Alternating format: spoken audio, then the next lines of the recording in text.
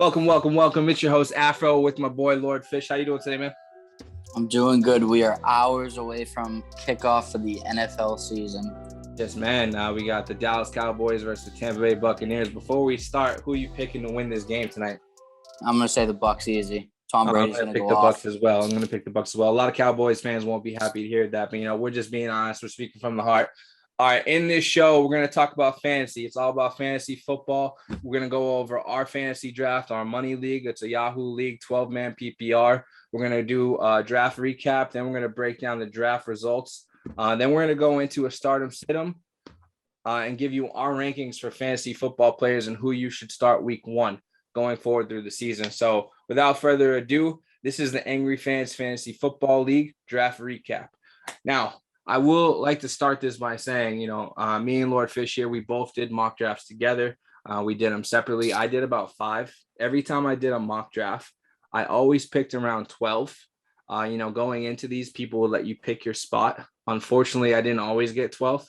I always went for 7th or 8th if I couldn't get 12th, because that's my comfort zone. That's where I feel comfortable drafting with. I feel like the first 5 or 6 picks, there's a lot of pressure, man, and they might not work out, and then you look stupid as hell because you have to wait so long before you get to draft again. So in saying all that, when we did our randomized draft order, I got hit with the first overall pick.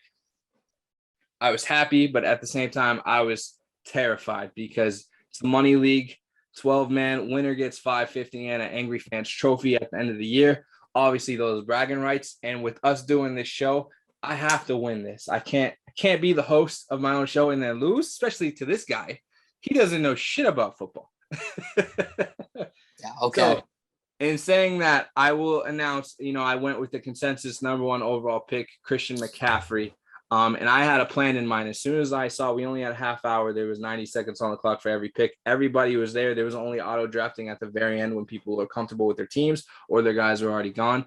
So once again, I did get the first overall pick. I took Christian McCaffrey. So after saying that, I'm going to go through the first 12 picks, and then I'm going to ask Lord Fish why he drafted, who he drafted, when he drafted. So we have Christian McCaffrey, number 1, like I said, Dalvin Cook, number 2, Kamara, number 3, Zeke, number 4, Derrick Henry, number 5, Nick Chubb, number 6, Devontae Adams, 7, Aaron Jones, 8, Tyreek Hill, 9, Stephon Diggs, 10, Jonathan Taylor, 11, and Travis Kelce at 12. So, Lord Fish, you had the 3rd pick. What made you pick Alvin Kamara, number 3? Michael Thomas is hurt. I was looking through it. I hate Zeke. Yeah, Can't he stand did me dirty him. last year. Did me dirty last year, and plus Josh Allen has more touchdowns on the ground than Zeke does. I just feel like Alvin Kamara is more versatile. I feel like he'll get more touches and passes thrown to him than Derrick Henry, and I feel like he's he's guaranteed points. So I couldn't pass up on him. I just felt comfortable. And that's why I'm not going to lie. When I saw you had the 3rd pick, I was like, obviously, Alvin Kamara is a safe bet. I don't blame you whatsoever. The uncertainty at quarterback, is it going to be Jameis? Is it going to be Taysom? We don't know what's going to happen, what we're going to see. I'm very excited to see that game play out because it's going to be New Orleans versus Green Bay. You got Aaron Rodgers coming back, and then you have the uncertainty of what is New Orleans, especially without Mike Thomas. So Alvin Kamara, I expect him to eat. Good pick. I can't blame you whatsoever, but I am shocked you did not go for Derrick Henry. I feel like if I was in that number 3 spot, I would have took Derrick Henry. But in saying that, man, is there any surprise picks you saw in the first round that you were shocked to see, or somebody you didn't see get drafted in the first round that went in the second that you were shocked about? I gotta say, I'm a little shocked. Saquon Barkley dropped to the second. And it looks like he dropped to pick 18. Right? That was my surprise right there. I'm not gonna lie to you, like in mock drafts I did when I had the 8th and the 9th pick, or when I drafted number 12, Saquon fell to me a lot. And I saw some people draft Saquon number 2, number 3 in mock drafts. I'm not shocked that he wasn't a top 5 pick, but I am shocked that he fell all the way to pick 18. I think that's extreme, especially since he's healthy and ready to go this season. Semi-healthy. I mean, he's doing contact now. That's all I care about. Thunder thighs will get it done. He will get it done. All right, so moving into the second round, once again, I had the first pick. Lord Fish had the third pick. I knew in my mind, once again, I had a plan. As soon as I saw I had the first pick, I knew who I was drafting, number 2 and number 3. I had this planned out from the very beginning. So starting off in the second round, you have Austin Eckler, number 13, Najee Harris at number 14, Hopkins 15, Antonio Gibson 16, DK Metcalf 17. Once again, Saquon at 18, AJ Brown 19, Joe Mixon 20, Calvin Ridley 21, Darren Waller 22, Justin Jefferson 23, and Terry McLaurin 24. So, Lord Fish, you had the 22nd pick in the second round and you went tight end here. Was there a reason because of that? So I really wanted Calvin Ridley, but the guy ahead of me, Nate, he drafted him. I was bummed out. Calvin Ridley, he could be anywhere from, I honestly feel like top 5. He'll fall anywhere at the end of the season. He'll be top 5 in points. Hey man, Julio's gone. So, and then you have Russell Gage as competition over there. I mean, you got Kyle Pitts, but you know, I agree with you. Calvin Ridley would definitely be a surefire top 5 wide receiver at the end of the year if he stays healthy, especially with Matt Ryan slinging that ball all day.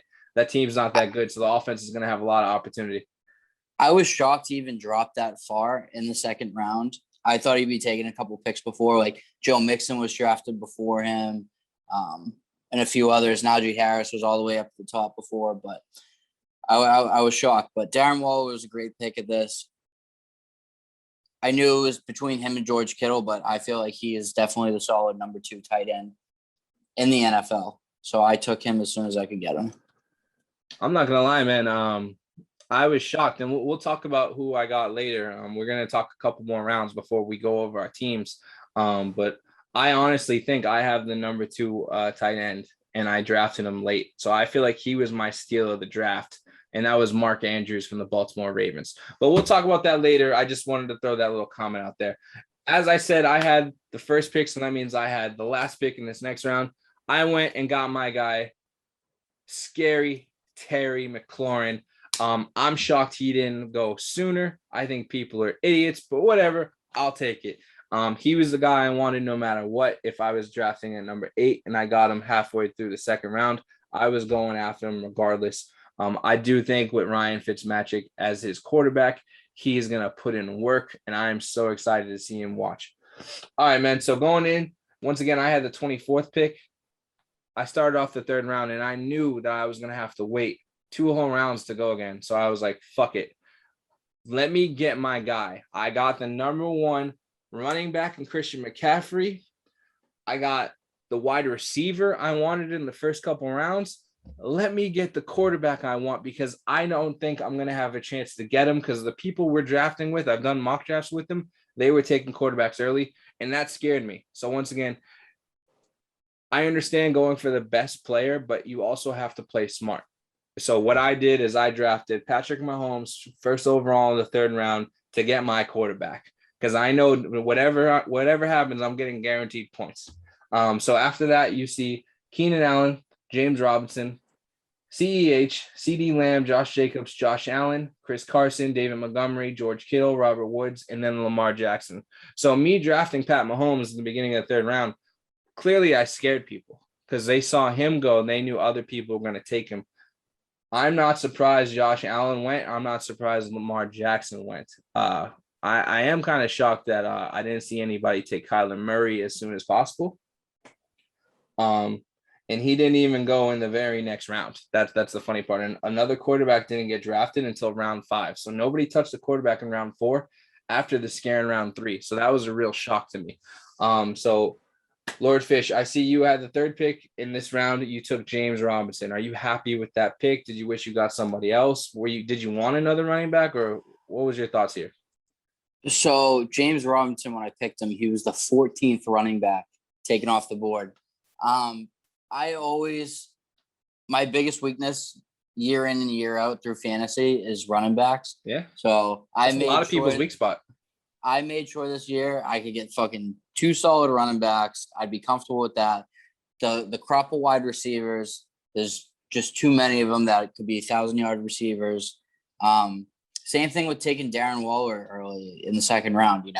You have those top 5 tight ends in the league, and then it's a huge drop off. So I wanted to be secured. I was bummed out you took Patty Mahomes.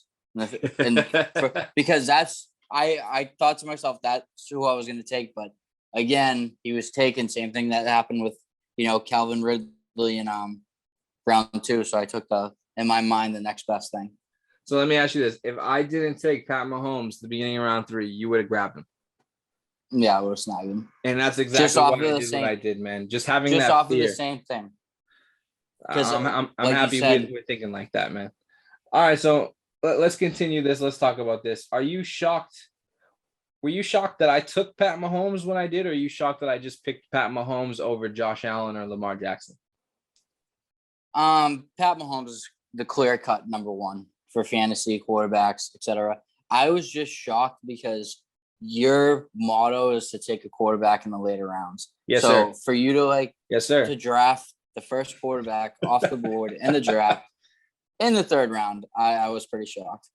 Hey, man, it honestly comes down to, once again, having that first overall pick. It scared the shit out of me. I didn't want to draft number 1.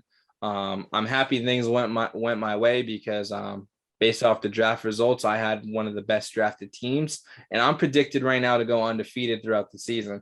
So we already talked about the first few rounds. So now what we're going to do is go over our teams. So I'm going to just say my roster. I'll have Lord Fish say his roster. Then we're going to go over our colleagues' roster and King Petty Crabs. And I'm going to go ahead and start. So with the first pick overall, Christian McCaffrey, 2nd round pick, Terry McLaurin, 3rd round pick, Pat Mahomes, 4th round pick, Mark Andrews. Now, like I said earlier, I thought and believed I got a steal with this pick because I got Mark Andrews in the 4th round, and I believe he's going to be a top 3 tight end. And I do think he will be number 2 behind Travis Kelce. I don't think he'll be number 1 because I think Pat Mahomes is the better quarterback between him and Lamar Jackson. But with all the uncertainty, with all the Baltimore Ravens wide receivers, I do think Lamar Jackson is going to be looking his way a lot, especially since he just signed a big contract and he's healthy and ready to go. So I do think Lamar Jackson will be running on his feet a lot, but that red zone target is going to be Mark Andrews, and those points are all mine, baby. Besides that, number 5, I got Adam Thielen with my 2nd wide receiver. Number 6, I kind of screwed up because I went for another wide receiver and a tight end before this, but my 1 weak spot that you called me out on, I have Darrell Henderson Jr. As my 2nd running back and my number 6 pick. But the reason why I took him, and I was actually kind of happy I got him when I did, is he is the Rams' clear-cut number 1 running back, especially with the injuries they have over there. I do think he's going to be a safety blanket for Matthew Stafford. If Stafford's in trouble, he can go ahead and toss it to him real quick, or he can just have him run the ball. Goal line. Darrell Henderson's going to be that rusher. So I think I got guaranteed points every week with him as my number 2 running back. Devonta Smith. Now, in my draft recap, it said this was a reach pick. I took him in the 7th round, and I took him about 30 picks higher than his average draft pick. Philly has no weapons. They have Devonta Smith. They have Jalen Reagor. I'm not upset about this pick. I'm going to start Devonta Smith. I think with Devonta Smith, we're going to have another Justin Jefferson situation. And if anybody knows who Justin Jefferson is, look what he did with Minnesota last year, and you had Adam Thielen right beside him. There's no Adam Thielen in Philly. There's no number 1 clear wide receiver. Devonta Smith is going to get all those targets. And I'm so happy I was able to get him when I did. I think he was a steal at this, even though people are saying it's a reach pick and I drafted him early. I'm not upset about this. If you actually look at all the draft recaps, almost all the clear-cut wide receivers were gone by this point. Number 8, I got Noah Fant. Teddy Bridgewater starting over in Denver. He likes to throw those short 5, 10, 15-yard passes. And I think Noah Fant is going to fucking eat off of this. I do think Jerry Jeudy is going to get a lot of targets. I'm not worried about him, though, because I know Noah Fant's going to be a clear-cut tight end in the red zone target for Teddy every week. And I, once again, guaranteed points. I do think Noah Fant moves up the rankings in tight ends, and I think he'll be probably a top 5 tight end with Noah Fant over there. This is the biggest shock of the draft. I took a field goal kicker earlier, the earliest I ever have, just like I took a quarterback the earliest I ever have. I took a field goal kicker round 9. And the reason why I did this is because my starters were all pretty much guaranteed at this point. And I actually paid attention to all the weeks. There's not going to be 1 week where I'm missing 2 of my best players. Not 1 week on my roster. I have everything scheduled out perfectly. I did so much research that I went for the guys I wanted. I got the guys I wanted. Besides the second running back, I settled for Darrell Henderson. But I took Justin Tucker. And the reason why I took Justin Tucker is because in our league, one of the biggest crucial points is field goal kickers. I wanted to make things exciting this year. I am the commissioner. So there is a penalty for every missed field goal. So if you miss a 10-yarder, that's 1 negative point. 20-yarder is 2 negative points. A 50-yarder, that's -5 points. A lot of people didn't read the fine print when they signed up for my draft because they were a little pissed off at the end of that and they saw that. But it is what it is. I announced it ahead of time, and I'm happy I got my guy.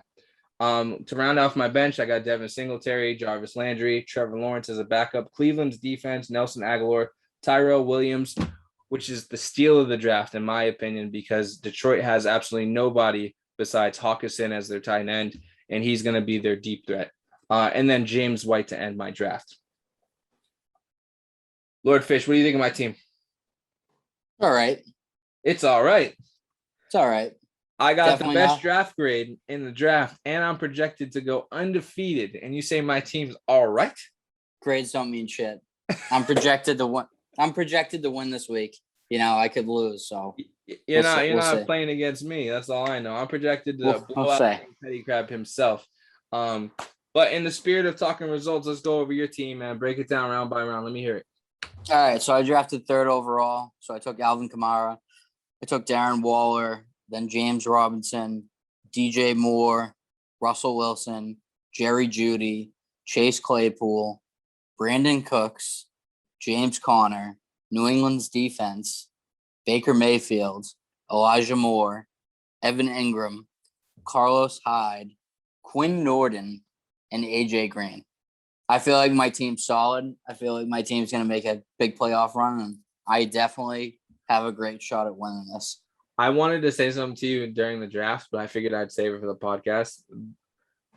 Quinn Nordin, I feel like, is going to lose you a couple games this year. I don't think so. He's missed a couple extra points. He's missed a couple field goals. I am happy he's our field goal kicker because I'm excited. He's young. He's ready to go. But I do think I will not be surprised if we see you pop a blood vessel one week because he missed you with a 40-yard field goal and then you lose by 2 points. Not going to happen. We'll see what happens. But what I do like is that you snagged Russell Wilson at pick number 5. I know that's one of your favorite players. I know you really like Russell Wilson. And I do think, with DK Metcalf, Tyler Lockett, and Everett as their tight end, I think they're going to do good things. I also like that you got Jerry Jeudy at number 6. I actually wanted to draft Jerry Jeudy, but you got him before I could. So I was a little upset about that, but I'm still happy with what I got. Baker as a backup, I don't think I would start him week 1, but you don't need to worry about that. You have fucking Russell Wilson, but I think Baker is a solid fantasy option, especially as a backup. And if you're in a 2-quarterback league, I do think starting Baker this week will be good. Ours is just a 1-quarterback league, 12-man PPR. So we're mainly just going to talk about that. But if you're in a 2-quarterback league, I would definitely start Baker this week. I think he can help you out. All right, man, let's move on to the next team. And because King's not here, I'm going to let you talk for King. He started off with the 8th pick. Can you read me his results, please? Let me find his team. I don't know. I will make this comment. King was the first one to draft a defense. He went for the defense I was actually going to go for. I was actually going to take a defense first, but because the defense was gone that he picked, I went for a field goal kicker. And that's all I want to announce. Did you find his results? Yeah, they're a little scattered. Mind reading it out? Yeah, not a problem at all. So King drafted 8th overall. He got Aaron Jones, running back from the Green Bay Packers. With his number 2 pick, he got a steal with DK Metcalf. I'm surprised he went all the way to the 17th pick. I actually wanted DK. If I couldn't get Terry McLaurin, I know DK was going to go before him, but I'm still happy with Scary Terry.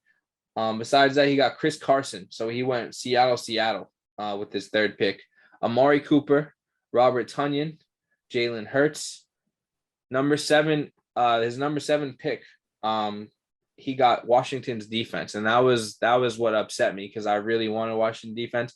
I'm still trying to trade him for it, but he's being a little stubborn. I'll get him before the end of the year. I always get King to trade with me, and I always get the better end of the deal. I can guarantee you that. After that, he got Michael Pittman Jr., DJ Shark, Leonard Fournette, Jalen Waddle, Cole Beasley, Philip Lindsay, Jared Cook, Sammy Watkins, and he got Blankenship, Indy's field goal kicker. So Kurt played it smart. He took a kicker at the end. I do think it's going to bite him in the ass because once again, I feel like field goal kickers in this league this season is going to make or break it. Let's go to the draft results. When I say draft results, I'm talking about the recaps. So I got an A-.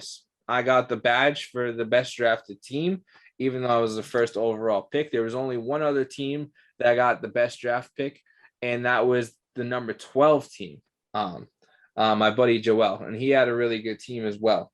I'm really happy if I read my recap, and this is one of the reasons why I like Yahoo, but they're not always right, but they do make some fun points. The biggest steal, like I said earlier, Tyrell Williams, the wide receiver out of Detroit. They have no clear number one wide receiver, and he's an experienced receiver. This could be his year. I am questioning myself whether or not I should start him, but I'm not going to start him week one because I want to see exactly what that Detroit offense can do. I honestly don't recommend starting any Detroit player besides Hawkinson if you have him. And then once again, like I said earlier, going out on a limb, they said I drafted Devonta Smith too early, but once again, I do think he's going to be a Justin Jefferson this year, and I think I'm going to get those guaranteed points. Lord Fish, what was your draft recap results? So I got a B-. They said that I was going out on a limb taking James Robinson, which I don't agree with that because I do think James Robinson is going to have a good year this year. They said I was fashionably late, that I drafted DJ Moore, 46 overall, and I was the last manager in the league to draft a wide receiver. Completely fine with that. Week 7 is going to be my toughest. I got a lot of players on the bench that week, big bye week. Going off of records, I have the toughest schedule late in the season for the last 3 weeks. And then Brandon Cooks was the first flex player taken in the whole draft. I mean, we really call him a flex player? He's a wide receiver. Well, he was the first one to fit that role. I was the first one to draft a player that could go into that role. But overall, I have the 5th best team off of the report card. We have 1, 2, 3, 4, 5, 6 teams in the league that are under a C, and then 6 teams above a B-. And then we had one team that was god awful. And I believe that was our buddy Richberg who did that. Yeah, he's got a D. Projected and he was actually talking a lot of shit before this draft. So when he saw his draft results, he stopped talking to me. My projected finish is 4th. So we'll see what happens with that. You wanna announce to everybody what my projected finish is? Yeah, first. But first overall, undefeated, baby. Black Bulls. This is the logo of my team. You see the flag right behind me. Black Bulls all the way, baby. That's what we doing. We win in this championship. It's going to be easy. Easy. All right, man. So that's enough of our draft recap. That was fun. I'm very excited about fantasy this year. What I want everybody to do now, if you're still watching, if you're still listening, we're going to start going into our weekly setup. But before I start talking about who you should start, who you should sit, our weekly rankings, I'm going to announce a monthly jersey giveaway. We're going to set milestones for what we need to hit each month. So do me a favor, hit that like button, make a comment down at the end. I want you to comment your favorite team with your favorite player. And I promise you, if we hit 1,000 likes on this video and we get 1,000 subscribers, you are going to get the jersey of your choice. And saying that, I'm going to go ahead into my weekly start sit-em. And what I'm going to do is different from most channels. I'm going to go game by game. So each game that I say, I'm going to go through quarterback, wide receiver, tight end, defense. If you don't hear the player's name on your team called, that means don't start him. Leave him on your bench. And that's my personal opinion. So we got tonight's game. We got the Dallas Cowboys versus the Tampa Bay Buccaneers. Start him. Of course, Tom Brady, Dak Prescott. If you have these guys, you have to start them without question. I think they're going to get you guaranteed points regardless of what your league setup is, unless fucking your quarterbacks are running. Don't start Tom Brady. But, of course, Tom Brady, Dak, easy, guaranteed, start them studs. Wide receiver, you got CeeDee Lamb, Amari Cooper, Michael Gallup. on the Dallas Cowboys side. And for the Tampa Bay Buccaneers, Godwin, Evans, and Brown. I think all these guys for both teams, this is going to be a slugfest. These guys are going to go up and down the field, no problem. I think there's going to be a lot of points in tonight's game, especially with Dallas's defense not looking too good right now. I think this is going to be, and that offensive line for the Cowboys isn't looking too good. I think there's going to be a lot of opportunity for all those Buccaneer boys to go. When it comes to running backs, I'm going to say start Zeke. Even though Lord Fish doesn't trust him or like him, you still got to start him if you have him. And then for the Buccaneers, last year there was a huge timeshare between Rojo and Leonard Fournette. Leonard Fournette came towards the end, but playoff Lenny showed up to come playoff time. But now that it's back in the regular season, I think if you have Rojo and Leonard Fournette, depending on when you drafted or when you got those guys, you have to start both of them. I think they're going to get you your points. When it comes to tight ends, I don't trust anybody in this game. If you have one of these tight ends, I think you're in trouble, and I think you weren't paying attention during the draft, and you fucked up. But if you need to rely on Gronk or any of these Cowboys tight ends, I think you are in big trouble, and you need to make a trade as soon as possible. If you're going to play a defense in this game, Tampa Bay Buccaneers going to get you your points 100%. They're one of the best defenses. This is another defense I wanted. If I couldn't get Washington football team, I got to the Tampa Bay Buccaneers, but I actually ended up getting the Cleveland Browns. But we'll talk about that later. Next game up, we have Philly and Atlanta. Obviously, you're going to start both Jalen Hurts and Matt Ryan. Wide receivers in this matchup, you have Jalen Reagor, Devonta Smith, and Calvin Ridley for the Falcons. Once again, there's no clear number one wide receiver in Philly. So Jalen Reagor and Devonta Smith are going to be both must starts. These guys will get points. I've been contemplating all week whether or not I want to start Jarvis Landry over Devonta Smith. But I'm going to let this play out, and I'm going to see what Devonta Smith can get me. I'm going to win regardless. I'm not worried about that. But if you are questioning that, I will say put Devonta Smith over Jarvis Landry, or depending on who you have, you might want to leave Devonta Smith on your bench. But in my situation, I got Pat Mahomes, Christian McCaffrey. I'm going to go ahead and start Devonta Smith. He's going to get me those points. For running backs in this game, Miles Sanders, Mike Davis, both these guys are must starts. They're going to get you those points. Especially with these offenses. I think they're going to guarantee you some good points. Now, I just want to make a comment. All these guys that I'm saying you should start, the reason why I'm saying start them is because I think they're going to get you 10 or more points in your game this week. And you definitely want those points. That 1 or 2 point difference could be the reason why you lose. So once again, all the names I'm naming, I believe are going to get you 10 or more points. Going on to Pitt, Buffalo, Josh Allen. I'm not touching Ben Roethlisberger in this game. I'm going to leave him on my bench. If you have him, if you drafted him and he's your starting quarterback, I think you have big problems this season. Josh Allen, I think, is going to have a huge year. I contemplated drafting him first overall in the 3rd round over Pat Mahomes, but that was because I knew Josh Allen was going to get me those running touchdowns. But there's no way I can pick anybody over Pat Mahomes. Like Lord Fish said earlier, he's a consensus number 1 quarterback. There's no question. For wide receivers in this game, Juju Smith, Deontay Johnson for Pittsburgh. Ben's going to get you those points, but I wouldn't be surprised if we see him throw a few interceptions, and you don't want those negative points. And then you have Stephon Diggs and Cole Beasley on the other side with Josh Allen. Cole Beasley, easily one of the best slot receivers in the NFL. I know Lord Fish has a lot of faith in him, and he really likes him. I like him as well. I wanted to draft him, but, King got him before I could. Fucking King. For running backs in this game, I don't trust anybody on Buffalo but Najee Harris, the only clear-cut running back in Pittsburgh. I think he's a starting stud. I think you have to have this guy start every week, and I do think he's going to do big things for Pittsburgh. Tight ends in this game, none of them. I don't trust either of these guys to get me points. I'm going to stay away from them for sure. But if I'm going to play a defense in this game, I'm going to pick Buffalo because, once again, I do think Big Ben will throw a couple of interceptions. Maybe there's a turnover here. Najee Harris is a rookie running back. Maybe they get a fumble recovery. Going into the next game, we have Minnesota versus Cincinnati.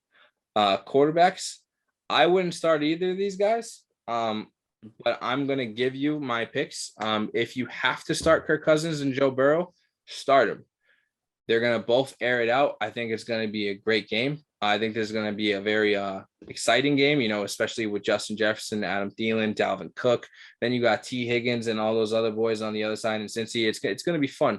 But wide receivers to start in this, Justin Jefferson, Adam Thielen for Minnesota. Then you have Tyler Boyd And then you have T. Higgins, like I just said, for Cincinnati. Running backs, Dalvin Cook, Joe Mixon. Those are guaranteed starters every week. Tight ends, I don't trust any of them. Kyle Rudolph's no longer there. I'm going to stay away from tight ends from either of these teams right now. Defense, not starting either of these defenses. I don't think they're going to get you any points to help you out. And if you have to use one of these defenses, then there's a problem. For San Fran versus Detroit, Jimmy G, clear-cut starter. But till he loses his job to Trey Lance, I will trust Jimmy G in this week 1 matchup versus Detroit. You know, he has Deebo Samuel, Brandon Ayuk, George Kittle. I think he's going to do good things, and I think Jimmy G can help you win your game this week. Once again, staying away from Detroit.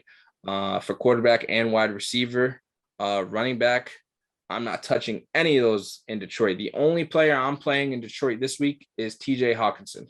Not touching anything else. If you have TJ, start him. He's going to do everything for you. If you're playing a defense in this game, 49ers, they're going to destroy the Lions, and they're going to get you a lot of points. I wouldn't be surprised if they're the number 1 defense this week. Going into the next matchup, you have Arizona Cardinals versus Tennessee Titans. If you have Kyler Murray or Ryan Tannehill, obviously start them. Wide receivers, Hopkins, Kirk versus A.J. Brown and Julio Jones. If you have any of those guys, start them. They're going to get you your points. Running backs in this game. I was giving you a hard time about James Conner, but I do think you should start James Conner this week, especially against Tennessee. Tennessee's defense isn't really that good. I do think Chase Edmonds also still gets you points. He's their receiving back. I think they're going to use him no matter what. Kyler Murray likes to run a lot, and that can be a safety blanket. Besides that, I don't even have to talk about Derrick Henry. You know he's going to fucking destroy. And with Chandler Jones and that whole situation going on over there, I'm not worried about J.J. Watt and none of that. Derrick Henry's going to run over all them boys. Going on to the next game, actually, tight end. If you need to, Anthony Frisker. You can start him. I do think Ryan Tannehill will use him if he has to, especially with Julio Jones over there with A.J. Brown. It's going to open up the whole field. Frisker could be one of those sleeper tight ends this year. That's all I have to say about that. I'm not touching any of those defenses. Seattle versus Indy. Russell Wilson is the only quarterback I'm going to talk about in this game. That's all I'm going to say. Wide receivers, DK Metcalf, Tyler Lockett. If you're going to start anybody from Indy, it's going to be Michael Pittman. For tight end, I think Gerald Everett is going to be another sleeper tight end. Russell Wilson is known for making unknown tight ends viable in fantasy, and I think Gerald Everett is going to be a fucking huge trade target this year. Get him early, get him young. Well, nobody knows anything about him. I do think Russell Wilson turns him into a beast, and I know Lord Fish over here is going to love him when he gets him all his points in that red zone. If you have to pick a tight end for Indiana, Jack Doyle. You know, when Carson Wentz was in Philly, his safety blanket was Zach Ertz and Dallas Goedert. Those tight ends ate all the time in Philly. And right now, I don't think he has a rapport. You know, he's been injured, and then with COVID and everything going on, he hasn't really got to build any chemistry with any of the receivers. So I do think his safety blanket will be Jack Doyle. And I would stay away from anybody else at this point in time. If you're going to play defense in this game, even though I think Russell Wilson's going to light it up, I would pick Indy because Indy does have the better defense in this game. And I do think there'll be a tough matchup for Russell Wilson and the Seahawks. Going on to the next game, and one of the games I want to watch this week, you have the Los Angeles Chargers versus the Washington football team. If you have Justin Herbert, start him 100%. If you have Ryan Fitzpatrick, start him 100%. I think Fitzmagic still got it. People are giving him a hard time because he's going into his 16th year. They're also giving Ron Rivera a hard time because he's only had 3 winning seasons. Been to a Super Bowl but lost. I do think he's a good coach, and they just brought back an old friend with Curtis Samuel over there. You know, you have Logan Thomas at tight end. You have Scary Terry McLaurin. You have Antonio Gibson. I think this Washington team is full of weapons, and Ryan Fitzpatrick has never had this. He's never been on a playoff team. So I do think this is the year. A lot of people are saying that the Washington football team doesn't have a chance. I do think this is a playoff team, and I do think they have a chance to compete. A lot of people forget that they played the Buccaneers last year, and they had a chance to win that game. I just want to throw that out there. But continuing what we're going on with wide receivers, you have Keenan Allen, Terry McLaurin, and Curtis Samuel. For running back, Austin Eckler, Antonio Gibson. For tight end, Logan Thomas. If you're going to pick a defense in this game, Washington football team, I think they're going to make things rough for Austin Eckler and Justin Herbert for sure. Keenan Allen is probably going to eat in this game, especially with Chase Young running after Justin Herbert. I think Keenan Allen's going to get a lot of targets for sure. Going on to probably the worst game of the week, we have the New York Jets versus the Carolina Panthers. I hate saying this, but if you're going to start anybody in this game, it's going to be Sam Darnold. I'm not Zach Wilson. It's too soon. Let's see what he can do week 1. They don't have a lot of weapons over there, especially with people out for injury or COVID right now. But yeah, wide receivers, Corey Davis, Elijah Moore. And for the Panthers, you got DJ Moore and Robbie Anderson. Running back, obviously Christian McCaffrey. Tight end, I'm not touching any of these tight ends in this game. And if you're going to play a defense in this one, it's going to be the Panthers against the Jets. I think they're going to have to work out their kinks. I did tell Lord Fish in a past episode, I do think Zach Wilson will be one of the best quarterbacks of this rookie class. But I don't think we're going to see it right away. I think we're going to have to give this guy a few weeks to get his shit together. And that's just my personal opinion. Next matchup, we have Jacksonville versus Houston, another shit show. If you're going to start anybody here, you're going to start Trevor Lawrence. You're not going to start Tyrod Taylor. I don't care if he's playing against Jacksonville's terrible defense. If you're going to play anybody in this one, for wide receiver, you have Marvin Jones, DJ Shark, and Shellnut.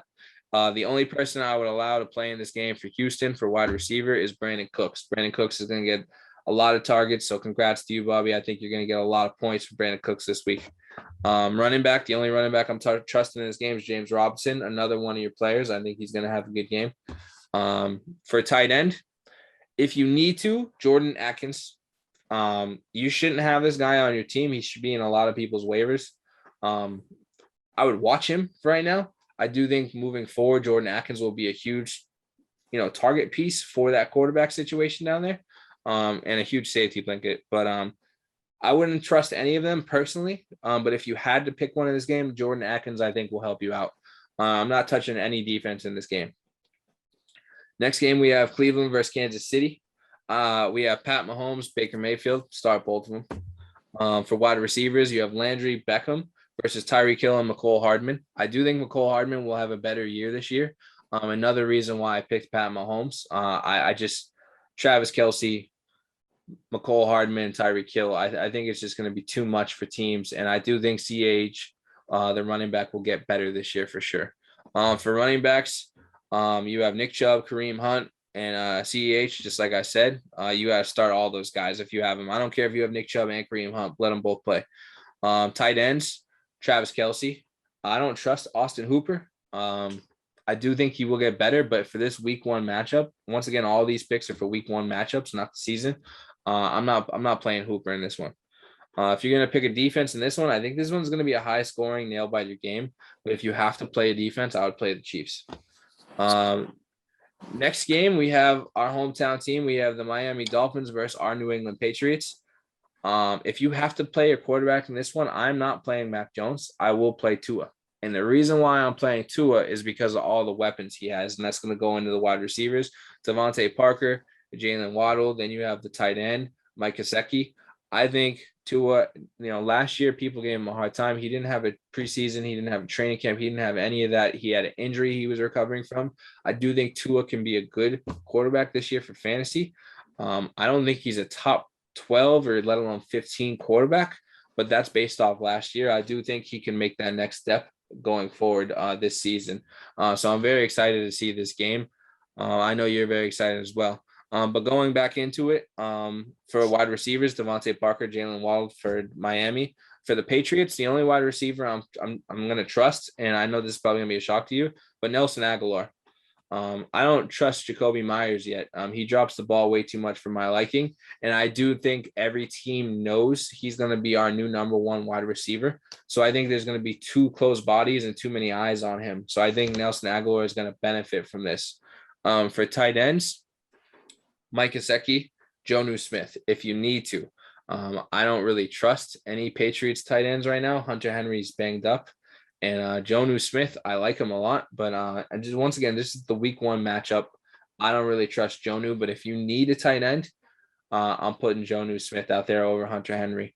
For running backs, Myles Gaskin, Damian Harris, I think they're both going to have good games. I think Damian Harris will have a better game versus Myles Gaskin. That's just my pick. And for defense, I'm only picking the Patriots in this one. Next game you have Green Bay versus New Orleans. Aaron Rodgers. You can't trust Jameis or Taysom or anything going on in New Orleans right now with the quarterback situation. I'd wait a few weeks. If you have him on your bench, just leave him there. For wide receiver, Devontae Adams, Randall Cobb. And the reason why I say Randall Cobb, there's a reason why Aaron Rodgers brought him back. He's going to go right back into the slot. You have all the wide receivers in Green Bay, obviously, but I do think Aaron Rodgers is here to prove a point and send a message to the league and to the team. I think Randall Cobb is going to be the beneficiary of all the bullshit that's been going on. And I would not be surprised if he had a solid 10, 12 points this week. Talk about like 4 or 5 catches and, 50, 60, 70 yards, probably a touchdown. I think Randall Cobb's going to have a good week. For a tight end, you got Robert Tonyan and then Green Bay's defense. Going into Denver versus the New York Giants, I'm not picking any of these quarterbacks. I don't care if Teddy Bridgewater. I like Teddy Bridgewater, and I had him last year as a bench player when my guy got hurt. And Teddy Bridgewater was good for me. But with this the team is too new for him, right? Like he just got to Denver. Yeah, he had a preseason. Yeah, he had a training camp. But like, I do have Noah Fant, and I know you have Jerry Jeudy. I think those guys will get you your points.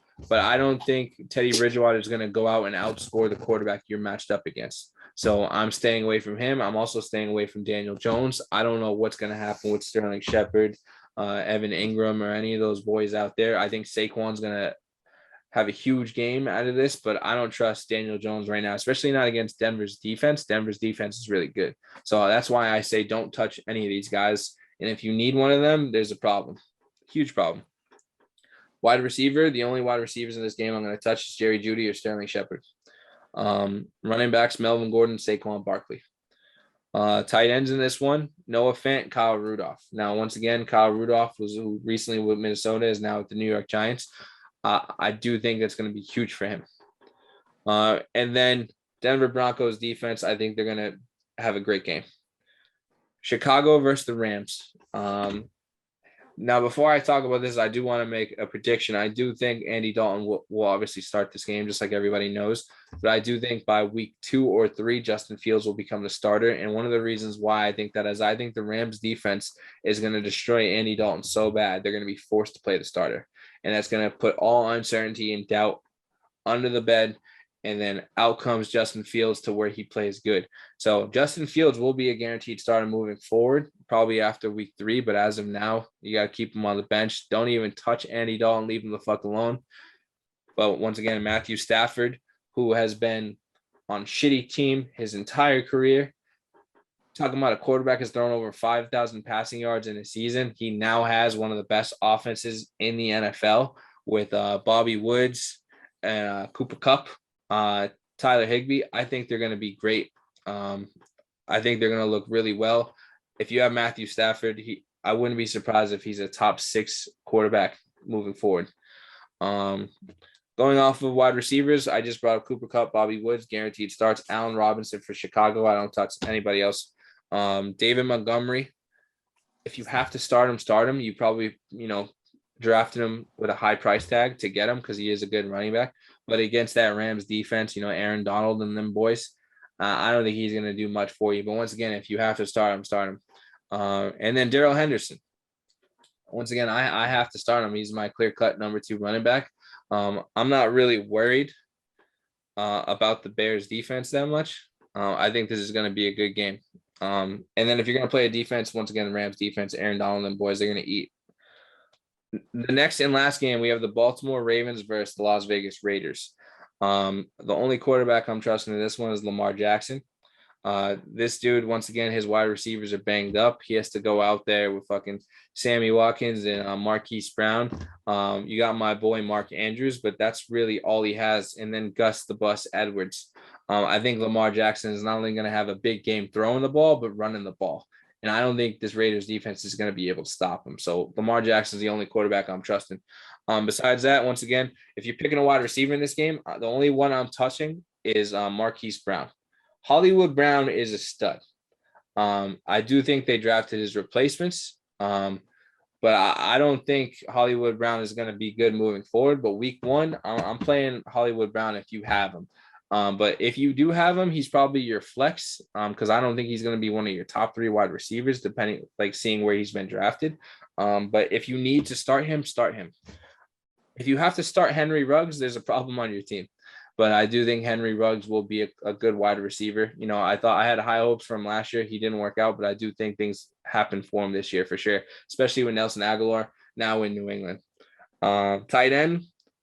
I think this is the best tight end matchup week one. You have Mark Andrews with Baltimore versus fucking Darren Waller.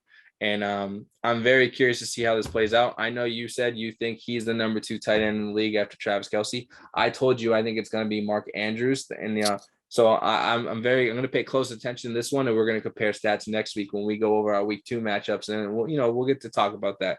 If you're going to play a defense in this one, it's going to be the Baltimore Ravens. But that is my week 1 recap of Stardom Situm. Once again, if you didn't hear a player called, it's not because I didn't like them. It's just based off the matchups and all the research I did. These are the guys that I want you to play. These are the guys that are going to help you win your week 1 matchups, and I hope this helps you whatsoever. Now, Lord Fish did not know any of that, what I was about to say. He's probably wondering why the hell I haven't shut up yet. But I'm going to ask him his thoughts on my week 1 Stardom Situm. What do you got, man? I like it. I think it's pretty good. The only thing I would change is probably taking Mac Jones over Tua. Well, once again, it's based off who you should start, who you should sit. Like, if you have to start Mac Jones, there's a problem. To where I think there are people out there who would start Tua. I honestly didn't want to name either of them, but I do think Tua will get you the points to help you win your game. And that's all it is. Moving forward, I do think at the end of when it's all said and done, I think at the end of the year, Mac Jones will be the quarterback. But based off week 1, if you need a starter, I think Tua will help you get more points. That's all that was. That's it. Now, that was my Stardom Situm. The next thing I want to talk about is my rankings, and I have a bunch of different rankings. So I'm going to start off with quarterbacks, and these are the quarterbacks I think are going to do the best going into week 1. And I'm going to name. I don't want to do too much. I'll name my top 14 because I know there's some 14-team leagues out there. So you shouldn't have to worry about anything else. But I'm not gonna go down the whole list of all the quarterbacks. I'm just gonna name my top 14 starters and who you should have out there as your quarterback. I know there's some greedy people out there who drafted 2 highly priced quarterbacks early, and that happens all the time. So you might have to be like, fuck, I need somebody else. So week 1, I just ended the Stardom Situm with this guy, Lamar Jackson. I think Lamar Jackson is going to destroy the Raiders. I think he's your clear-cut number 1 quarterback going into this week. I knew that, and I still drafted Pat Mahomes first overall. Once again, this is about week 1, not about the whole year. Lamar Jackson week 1 probably will have the most points for your fantasy quarterback. Number 2, Kyler Murray. Kyler Murray is going to have a big game. 3, you have Pat Mahomes. 4, Josh Allen. 5, Tom Brady. 6, Ryan Tannehill. 7, Aaron Rodgers. 8, Matthew Stafford. 9, Jalen Hurts. And 10, I have Russell Wilson. Going into the 15, we have 11 with Dak Prescott. 12 with Justin Herbert. 13, Kirk Cousins. 14, Matt Ryan. And then I'll just end off at number 15, Joe Burrow. If I was going to close off after that, I would have Trevor Lawrence at number 16. Those are my top 16 quarterbacks. Once again, you shouldn't have to play anybody after Justin Herbert. But if you're in a 14-team league, I think you need to start Kirk Cousins, Matt Ryan. I would not touch Joe Burrow or Trevor Lawrence in this first week. Earlier, I said if you had Baker Mayfield, you could start him in a 2-quarterback league. But I'm still not putting Baker Mayfield as a starter if you're in a 12 or a 14-team league. I just wanted to clarify that. Going into running backs, I don't think it matters what week this guy's playing or who he's matched up against. Christian McCaffrey is the clear-cut number 1. Dalvin Cook, number 2. Alvin Kamara, number 3. Aaron Jones, number 4. Derrick Henry, 5. Jonathan Taylor, 6. Nick Chubb, 7. Joe Mixon, 8. James Robinson, 9. Antonio Gibson, 10. Those are my 10 top running backs this week that I believe will be leading the way in points. To round out the top 15, we have Najee Harris, Austin Eckler, Zeke Elliott, Saquon Barkley, and Clyde Edwards-Helaire. Those are going to be your go-to guys. Now, if you have other running backs that you have to worry about, like your number 2 or your flex, don't worry, I'll keep going.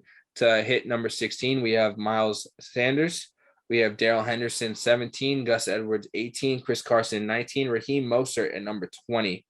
To keep going, we have Myles Gaskin, 21, Mike Davis, 22, David Montgomery, 23, Damian Harris, 24, Kareem Hunt, 25, Josh Jacobs, 26, Ronald Jones, 27, James Conner, 28, Melvin Gordon, 29, and DeAndre Swift, 30.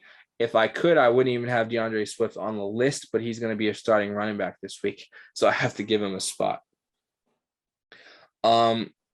After that, I'm going to name you my top wide receivers that you want on your team. The guy I think is going to eat the most this week, especially with the defense he's going up against, I think it's going to be Keenan Allen. After that, I have my guy, Scary Terry McLaurin. Number 3, Allen Robinson. Number 4, CeeDee Lamb. And number 5, Jerry Jeudy.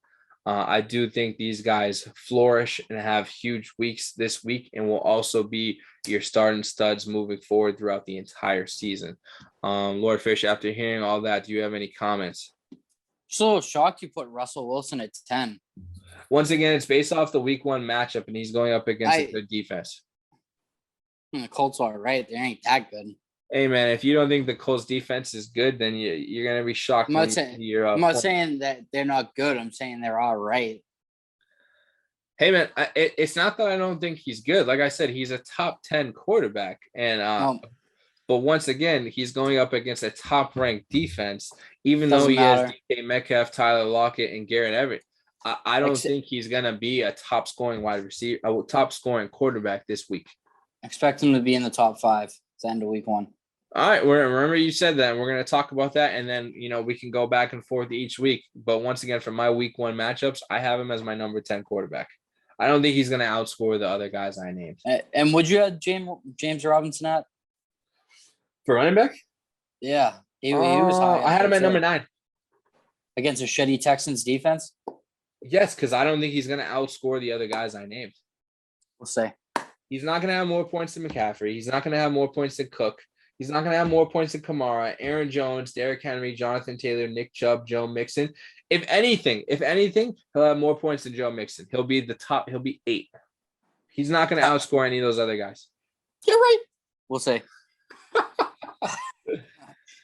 All right, that was our stardom situm, and that was our rankings for those positions. I hope you enjoyed it. I hope you liked it. I hope you're able to take this and use this to your advantage to help you win your week in and week out.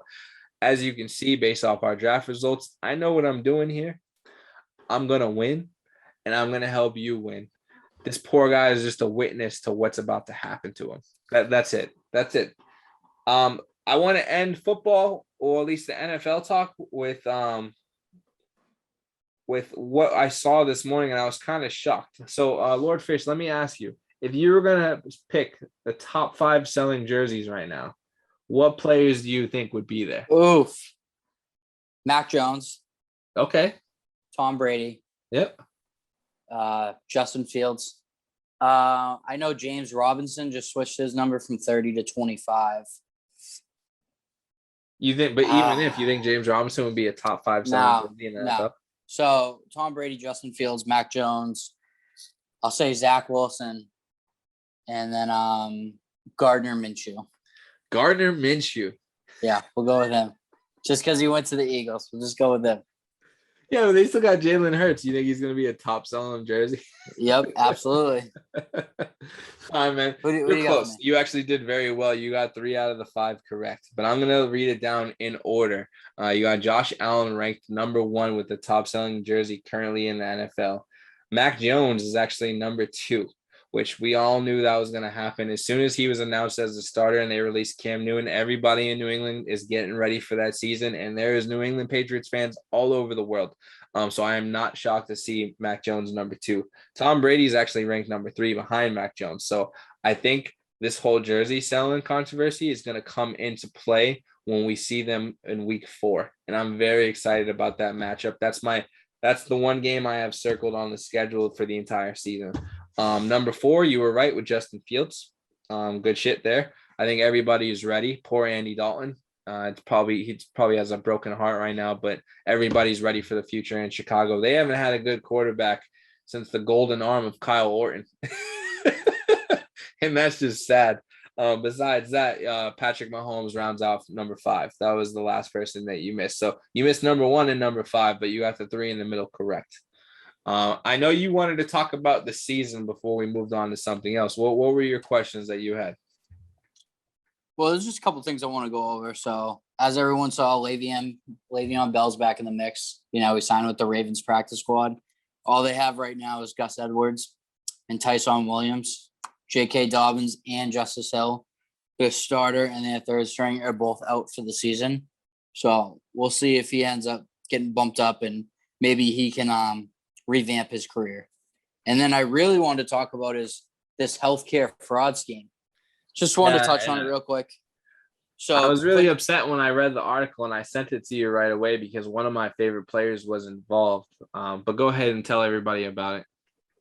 So I'm just going to touch on it real quick. I'm not going to get into too many details, but Clinton Portis has pleaded guilty to the scheme. I think he came out to it was something crazy, like $3 million. It was him and 14 other former NFL players, but he faces a max penalty of 10 years. And because he's pled guilty, he will be sentenced January 6th, 2022. So stay tuned for that. I mean, I know he announced that he was going to pay back everything he took. So because of that, I'm assuming it will be a light sentence. Clinton Portis was one of my favorite players growing up. Watching him with the Redskins, it's one of the reasons why I have love for the Washington football team now. I'm very excited for that team, but this is kind of shitty situation. But shit happens. People go through shit we don't know every day, even if they're retired Hall of Famers. Everybody has problems. So that's all I'll say on that. What else you got for us? All right. So most exciting game and least exciting game. My most exciting game, in my opinion, this week is definitely Dolphins at the Patriots. It's Tua and Mac, former college teammates playing against each other, young quarterbacks in the AFC East. There's a lot of new players for the Patriots, a lot of returning players. So I'm excited about that. And then my least exciting game is the 49ers versus the Lions. It's just two shitty teams, in my opinion. I don't blame you for those picks. I might agree with you on the least exciting game. I probably won't even watch that because I have no dog in that fight. Nobody on either side for fantasy. Also, I don't care about either of those teams, but I am a football fan. One of my most exciting games is probably going to be that Washington football game versus the Chargers, just because I think there's going to be a lot of action in that game on defense and offense. I'm hoping it's going to be a high scoring battle. Especially I really like Austin Eckler as a running back. I don't have him this year, but he did me dirty last year, but I wish him nothing but success. And I know him and Justin Herbert play good. I know you like Justin Herbert. I think he's going to be a good quarterback, but that Washington football defense is, I think, to me, the most exciting thing right now in football. And Chase Young is one of my favorite players. As soon as they announce that new team name and those new jerseys, I plan on getting a Chase Young jersey for sure. That number 99 is sick. But my most exciting game for sure is going to be the Kansas City Chiefs versus the Cleveland Browns. A lot of people forget they played each other last year, and they were one touchdown or one play away from beating the Chiefs to going further in the playoffs. So that's all I want to say about that. I want to see this revamped Cleveland Brown defense. I have this Browns defense, like I said, and I made it known. There's three defenses I wanted this year: Tampa Bay Buccaneers, Washington football team, and if I couldn't get those, I wanted the Cleveland Browns with Jadeveon Clowney on that side. I think they're going to be tough, and I think a lot of people are sleeping on the Browns this year. I know there's a couple people who actually have them projected to go to the Super Bowl. I wouldn't go that far, but I do think they're going to be a playoff team for sure, and I'm hoping that defense gets me a lot of points. But yeah, man, those are my picks. All right, let's move on to some college football. So I just want to go over some games, some players, etc. So we'll start off this past week. Number 10, UNC versus Virginia Tech. UNC lost 17-10, got completely outplayed. Heisman hopeful UNC quarterback Sam Howell played awful. He was 17 for 32, 208 yards, 1 touchdown, 3 interceptions. UNC wasn't efficient on third downs, and that was which led to their downfall. They were 2 for 10 on third downs. All right, before you keep bashing my school and my team, right? And for everybody who doesn't know, I'm a diehard Tar Heels fan, UNC all day, every day.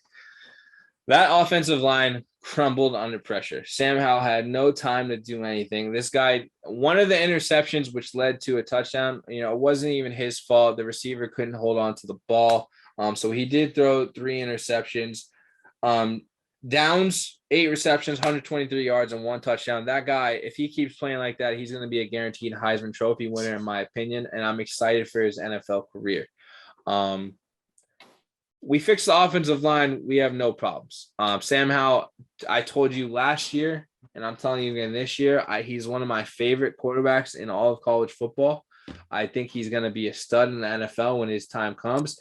And you know me, man, I'm one of the pickiest players or pickiest fans when it comes to picking studs.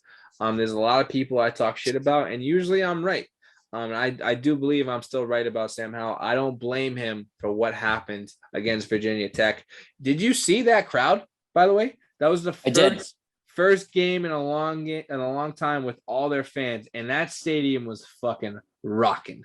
That was fucking crazy. I felt the emotion from my couch, and I wasn't even on that field. I can't even imagine what those players were going through. They couldn't even hear each other. It was that loud. And I'm so happy college football's back. But what else you got for me, man?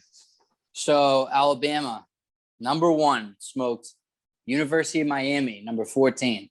Whoever made Miami number 14 has got to get fired. They lost 44-13. It's absolutely embarrassing. One big thing that came from the game, Bryce Young showed he's a front runner for the Heisman, passing 27 for 38, 344 yards, 4 touchdowns, no interceptions. Miami QB, another Heisman hopeful, played not bad but not good either. 23 for 30, 179 yards, 1 touchdown, 2 interceptions.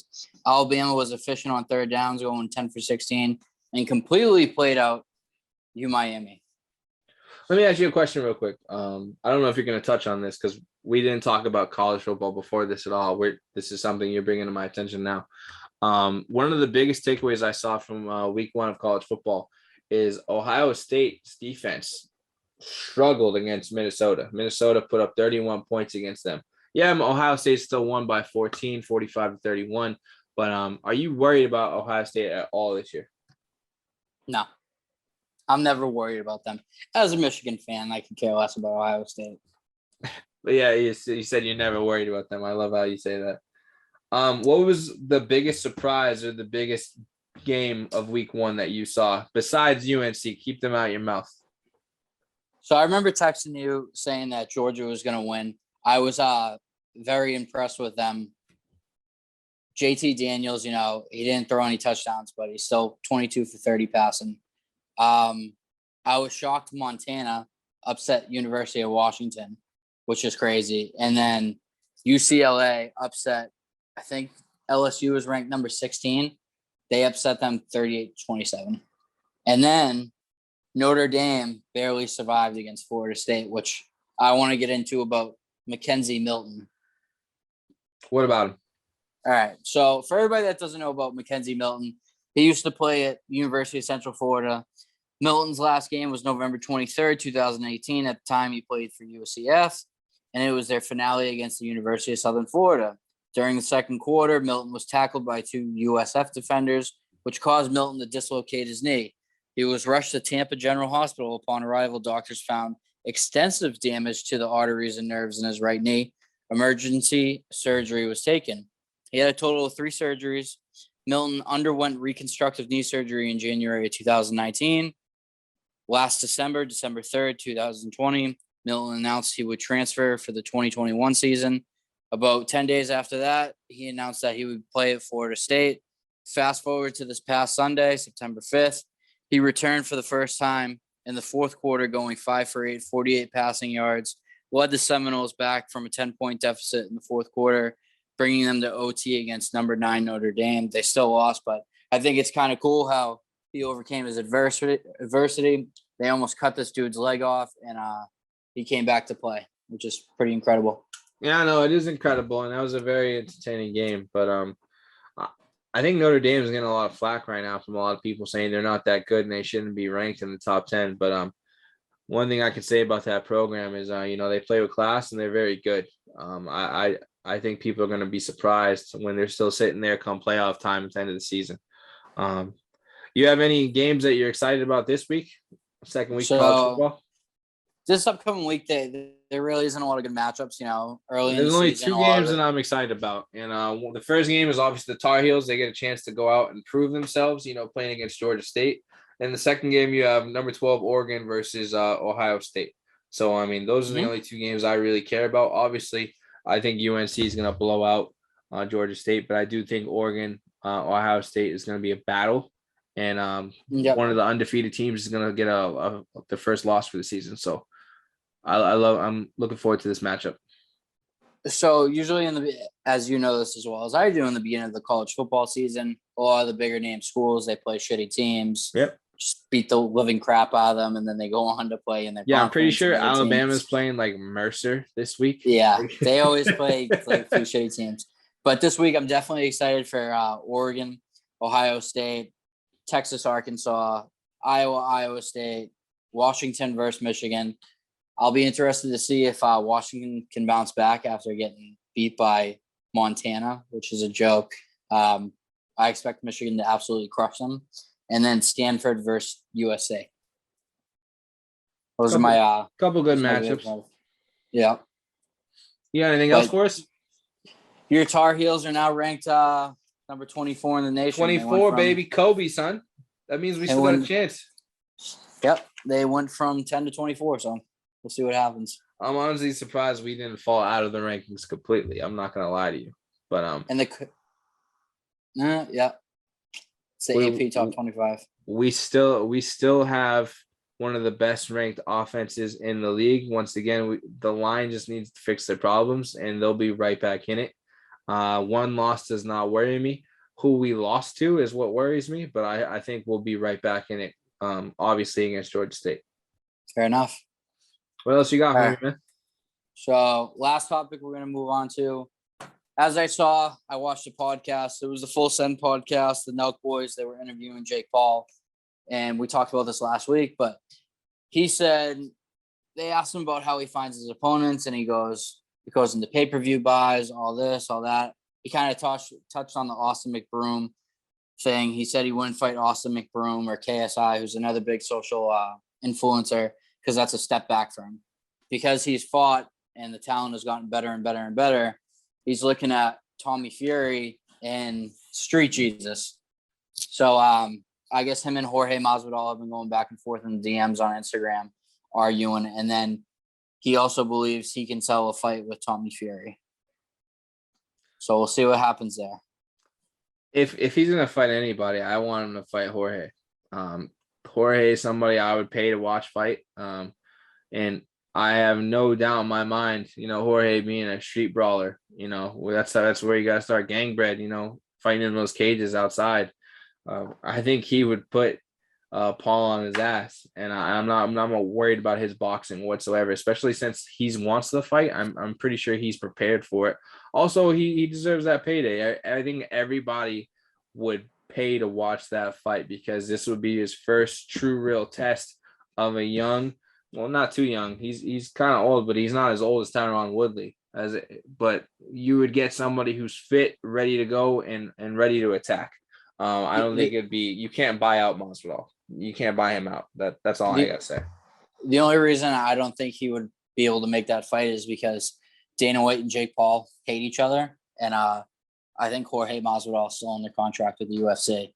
But with all this going on, we've seen influencers and athletes and all these other people go into boxing and promote this and, make money out of it. What's coming up now is we're having celebrities doing commentating. And do you think it's bad or good? They don't have the experience. They don't know what they're talking about. But I don't know if you saw Kevin Hart and Snoop. They were like commentating the Olympics. It was absolutely hilarious. Yeah, I saw it. It was funny. So do you think it's a good thing or a bad thing? Do you think like they should have guys that are, the celebrities that are hilarious and then someone that actually knows what they're talking about?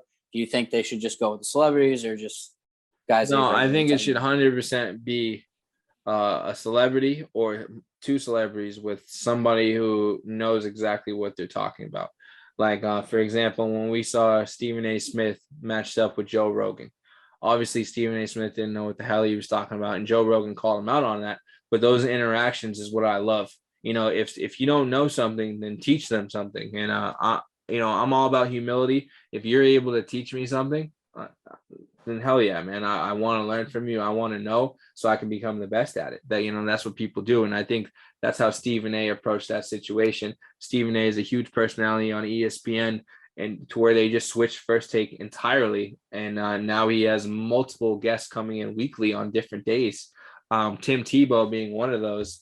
Tim Tebow Fridays, he's going to go over the NFL and college football every week with Stephen A. So I'm very excited to see that. But yeah, I think adding celebrity adds more viewers. And I do think, especially with boxing, it's up there for sure.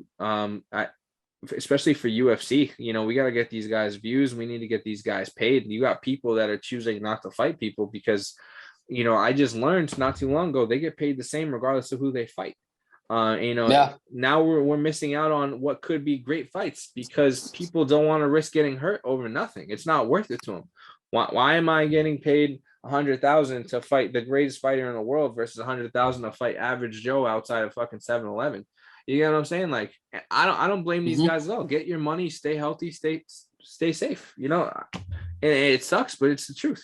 So if you get more celebrities ringside, whether it's UFC, whether it's boxing, I don't care if it's the NBA, NFL, cool. It's going to shine more light on those sports. They're going to get more fans in those seats, and things are going to get better for everybody.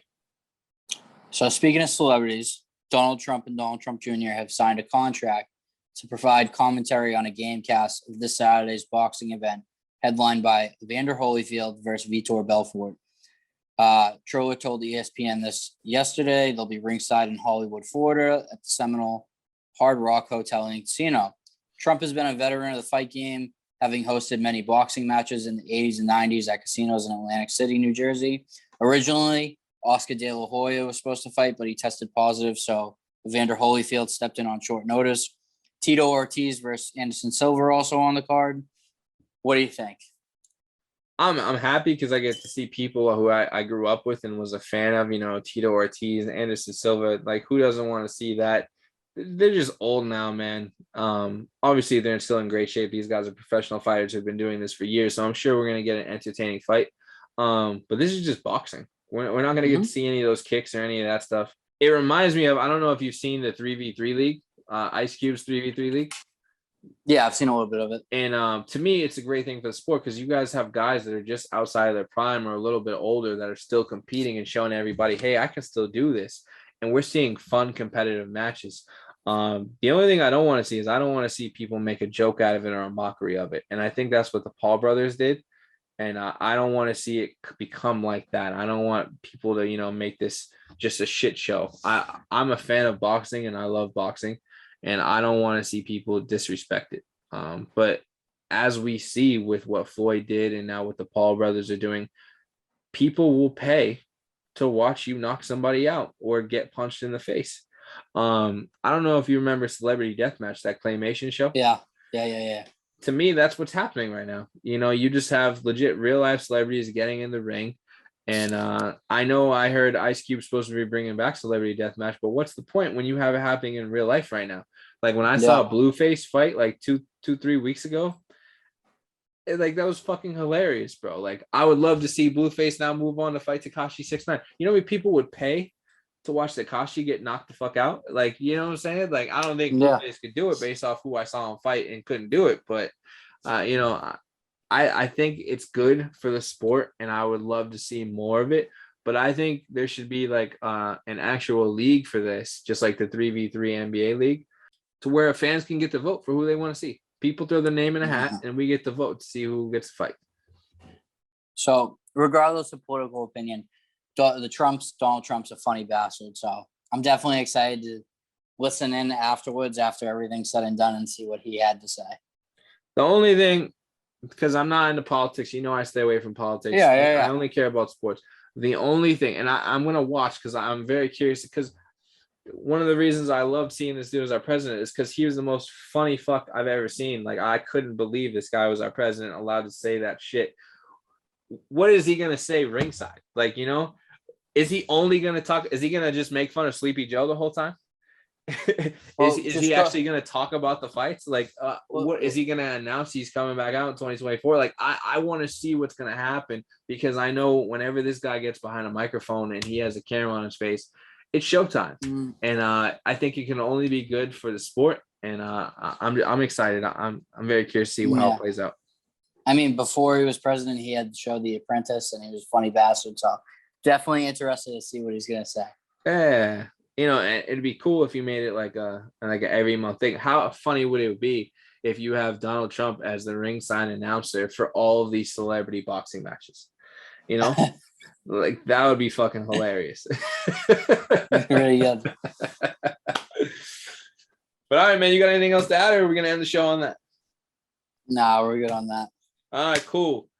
The last thing I want to talk about is we have the NBA Hall of Fame ceremony this Saturday. I just want to throw that out before we end the show. And the only reason why I want to bring it up is because KG is going to be announcing the retirement from my man Paul Pierce, the Truth, who was one of my favorite players, if not my favorite player growing up. Obviously, I grew out of that. But Ray Allen will be there to speak for Chris Bosh. And this will be the first time that Pierce, Allen, and KG will all be close and next to each other since they played together back in 2010. So I'm very excited to see how this plays out. I can't wait to see it go down. Do you think anything happens during this ceremony, or do you think they keep it classy? No, I think they'll keep it classy. They're older, you know. You don't watch KG speak that often, do you? Because KG doesn't bite his tongue anymore. I mean, yeah, but like I don't think they'll take away from everybody else. I hope not. I really do hope that everybody can enjoy the moment. This is about Paul Pierce, Chris Bosh, Chris Webber, Bill Russell, all these guys being enshrined again. I'm very excited and happy for Pierce, and we will talk about what happens on the next show. Once again, moving forward, we will do a weekly recap, stardom, sit-em, weekly rankings for each week at each position. I'm going to give you all of my advice to help you win your week, win your games, go undefeated, or at least get to the playoffs, so you don't have to hit any punishments or get you out of that last place punishment spot. Do me a favor, hit the like button. Comment down below. Let us know your favorite team, what your favorite player. If we can get 1,000 likes or 1,000 subscribers, I don't need both. I need one or the other. I will pick one lucky fan, buy them their jersey of their choice of their favorite player. Once again, I will get them the pro jersey. On that note, I'm your host, Afro. This is my boy, Lord Fish. Peace.